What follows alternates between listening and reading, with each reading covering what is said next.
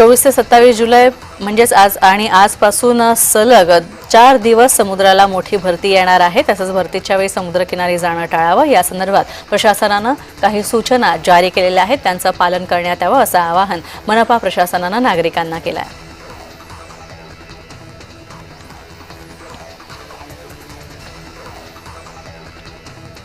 गोंदिया जिल्ह्यामध्ये मुसळधार पावसाने हजेरी लावलेली आहे। वैनगंगा नदीवरील धापेवाडा बॅरेजचे 7 दरवाजे उघडण्यात आलेले आहेत। जवळपास 34,000 क्युसेक्सनं पाण्याचा विसर्ग सुरू आहे, तर पुजारी टोला धरणाचे 8 दरवाजे उघडण्यात आले आहेत।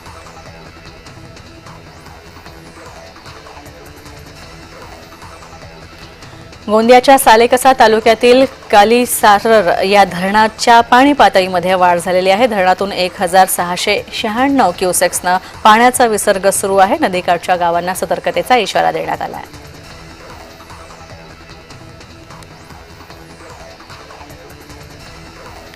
रायगडमध्ये 28 पैकी 23 धरणं 100% भरलेली आहेत, तर 5 धरणं ही 80% भरलेली आहेत आणि यामुळे आता रायगडकरांचा पिण्याचा पाण्याचा प्रश्न तसंच शेतीच्या पाण्याचा प्रश्न सुद्धा सुटलाय।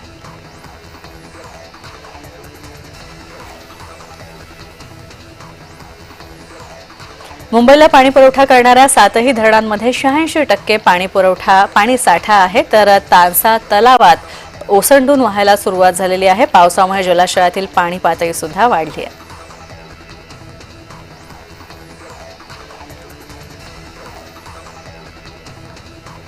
धारणी अकोट मार्गावर दरड कोसळलेली आहे। तसंच मुसळधार पावसामुळे मेळघाट परिसरामध्ये रस्त्याच्या कडेला दरड कोसळली असून एसटीसह खासगी वाहनं अडकून पडलेली आहेत। प्रवाशांनी रस्ता अखेर मोकळा केला।